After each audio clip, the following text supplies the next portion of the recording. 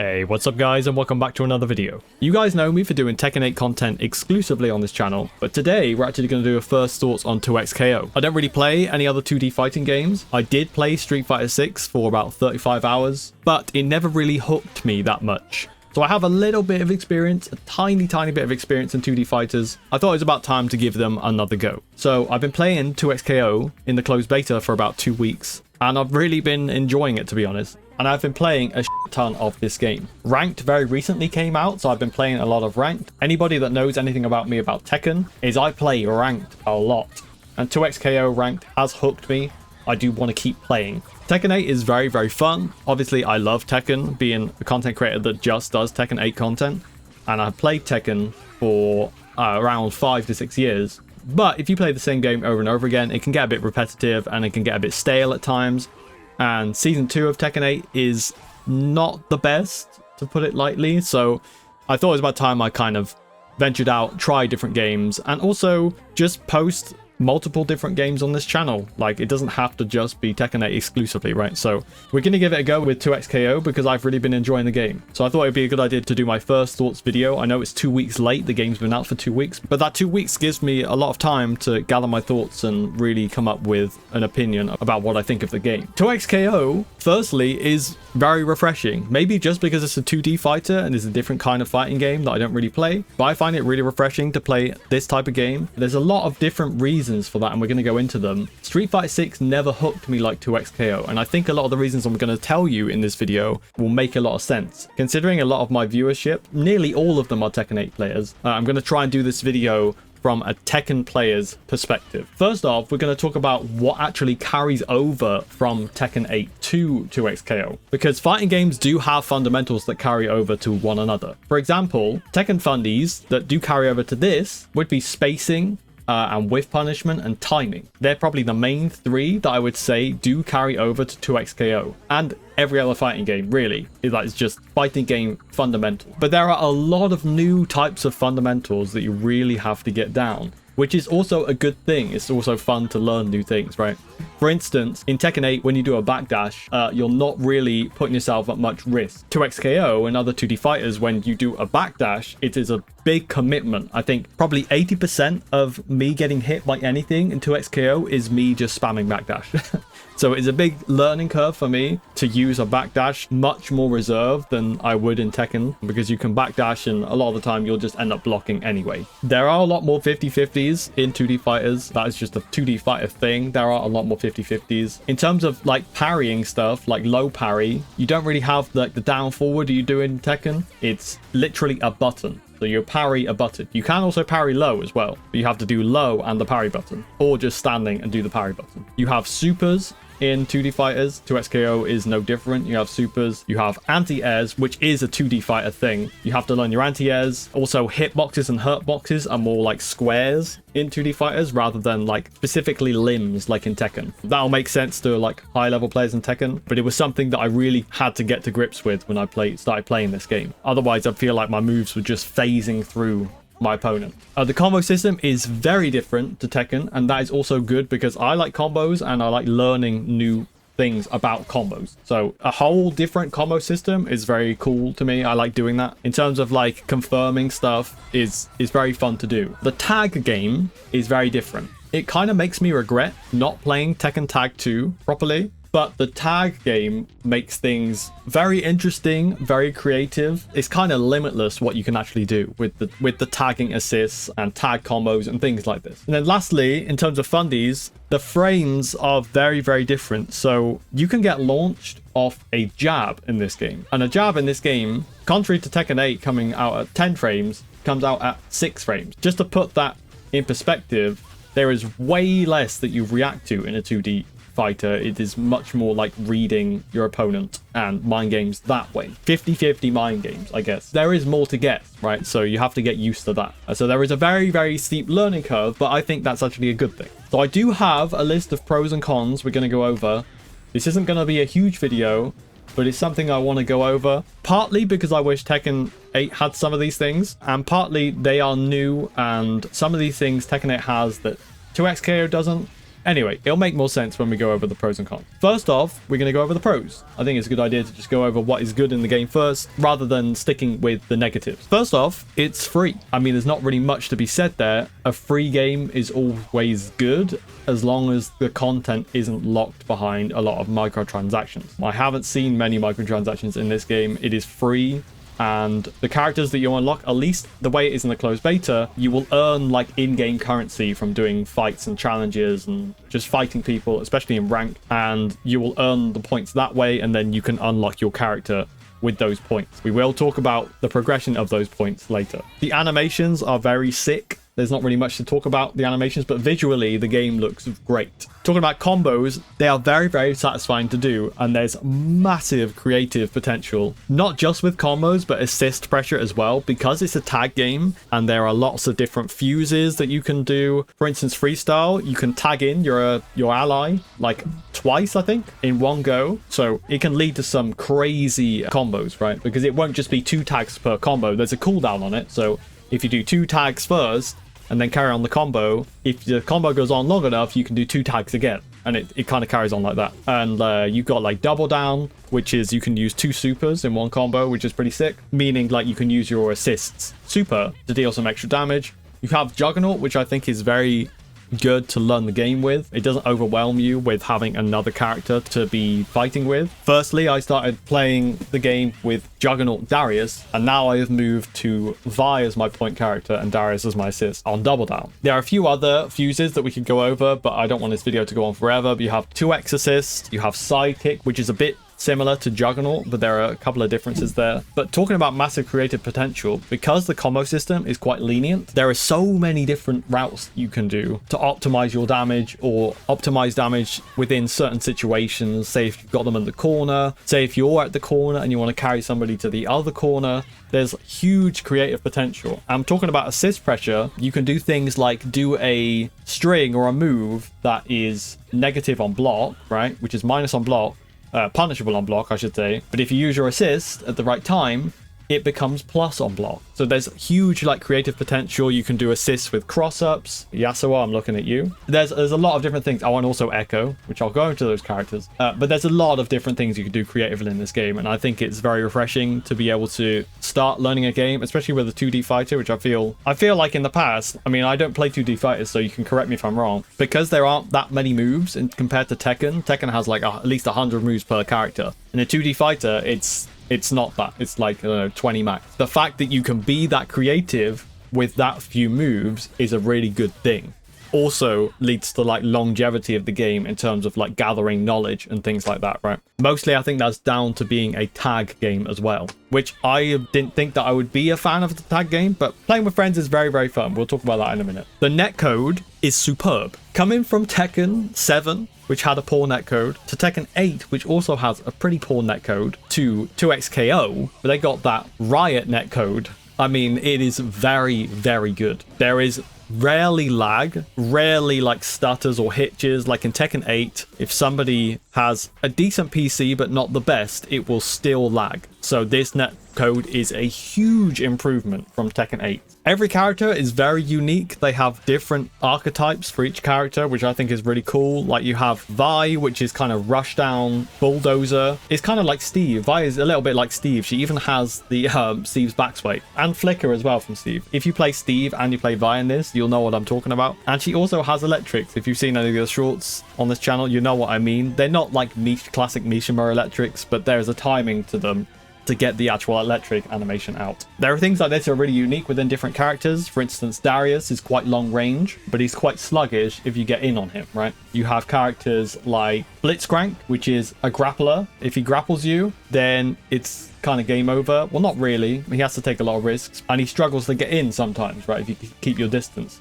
The reason I'm saying these things is because these are the things that I actually want in Tekken 8. I want characters like this that have very defined strengths and very defined weaknesses. I think that is the formula for creating a fun game. If every character is homogenized and plays the same, it doesn't really give me the spark, you know, of playing a certain character. So I really like that. I really like that we have different archetypes. You get to play with your friends, which is a very unique and really, really fun experience. I didn't think I'd be having as much fun as I do playing with friends. If you start getting quite sweaty and being like, okay, tag this, when we do this combo, you need to tag here so we can extend the combo. Or if I'm doing this pressure, I need you to assist me on this time, but not on the other time, because if I'm getting pressured, right, I don't want you to push block with your assist, because I want to parry that string, right? So there's a lot of times that, like, your assist, when you're playing with friends, you might fuck up, but those fuck ups make it feel really good when you actually, like, synergize with your partner.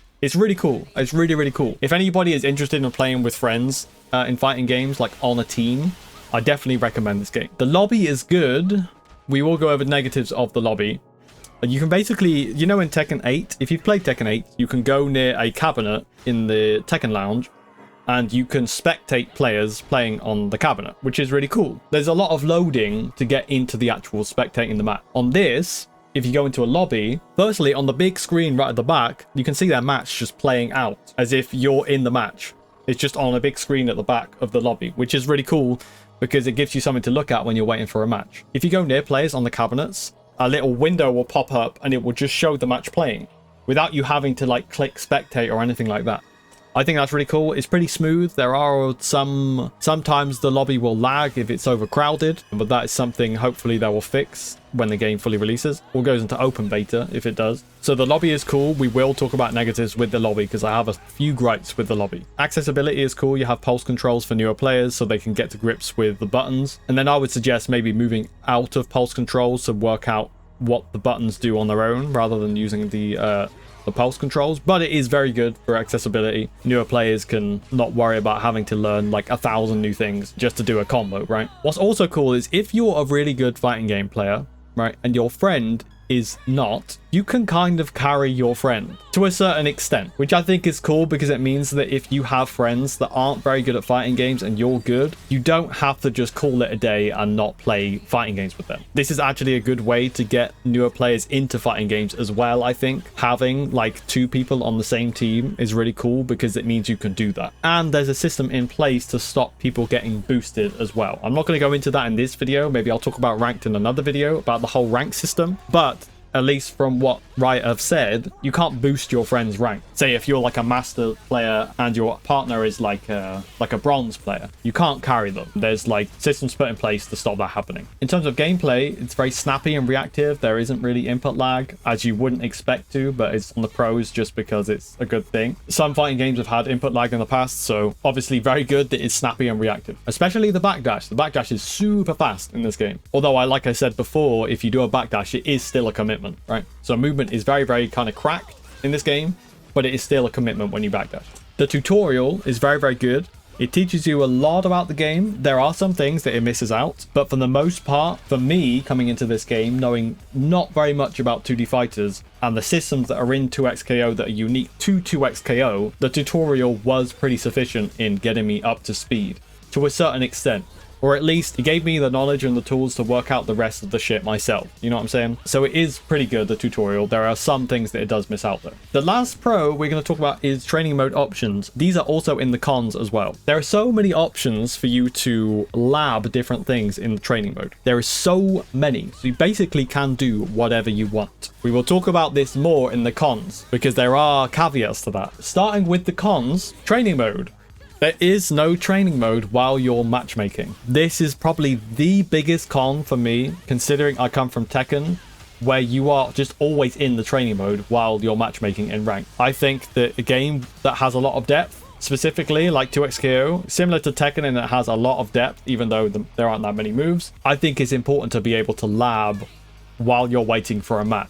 So you can play a match, get absolutely wrecked by your opponent, go back to the matchmaking in training mode, where you can just lab that situation immediately without having to go through menus while waiting for the next match. And then while you're labbing, while you're working that shit out, the next thing comes up, says, new opponent found, and then you click go, and then you've still got that stuff fresh in your head, right, that you've just labbed.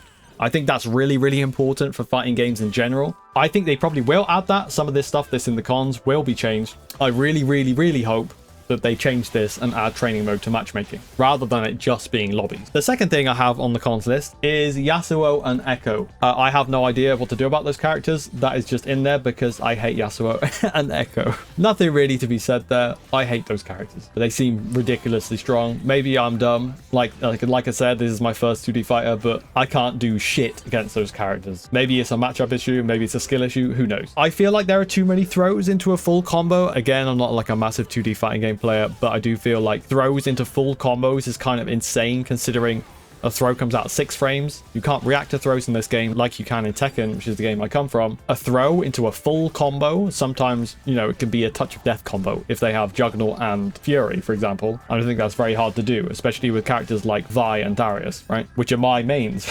But I think that throws into full combo are kind of insane. No cross-region for private lobbies. I understand that you might not want players to be matched across region, right? Because the signal won't be very good, although it is actually pretty good. And that makes sense for ranked and casual mode, where you're randomly matchmaking with other players. However, it does not make sense for private lobbies. If you want to play your friends and your friends are cross-region, like for instance, I have a lot of friends in America and I live in the UK, right? So if I want to play in private lobbies with them, I can't really do that. There are certain ways you can do that, but I can't really do that. You know what I'm saying? So I hope that they change that. I think they said they are changing that. So hopefully it happens soon. Weird interactions when the assist is on screen. If you're jumping over the point character of your opponent and you're trying to do a cross up on them, sometimes it will lock onto the assist behind them if they've called their assist in, instead of the point character you're trying to do a cross up on. I don't know whether this is intentional, whether it's actually a feature in the game. I find this incredibly annoying. It's probably one of the only gameplay things that like really annoy me, but maybe it's intended and I just have to adjust for that. Who knows? But it is something that really stuck out to me in terms of gameplay. But again, it could just be an intended feature. Sometimes when there's a lot of things on the screen, for instance, 4 different characters on the screen, there can be a lot of visual clutter. I'm not really just talking about effects.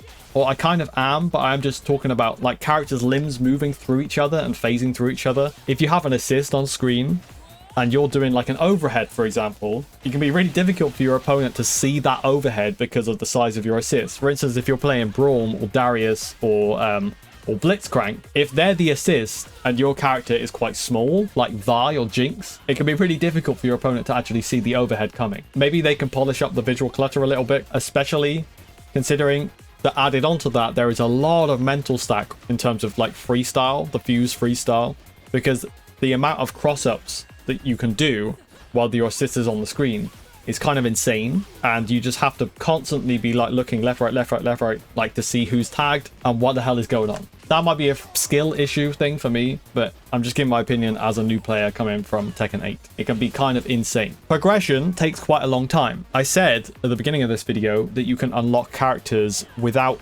using microtransactions. You get in-game currency to unlock different characters. However, that does take a very long time to do. Maybe they'll make adjustments when it goes to open beta, but at the moment it takes a long time to be able to progress through different mastery challenges and just gaining in-game currency to be able to unlock the next character. There are lobby system issues, for example, like bugs. I've already mentioned miscellaneous bugs, but mainly the bugs that I've seen, like the main ones, are to do with the lobby system. Sometimes it can be laggy. There is a glitch that happened to me a couple of times where you'll click on a cabinet to go to the cabinet and play the game, and the screen will just go black. You might be able to see the HUD in the top right, but that's it, and you can't see a damn thing. Because this happened to me on the character select screen, it meant that I had to just wait and my opponent didn't get a match, right? Which is kind of toxic, right? Obviously I couldn't play the match, so I think that happens a lot, by the way. So hopefully they fix that soon. And also the fact that you have to be in a lobby to play the match, not in training mode, going back to no training mode while matchmaking,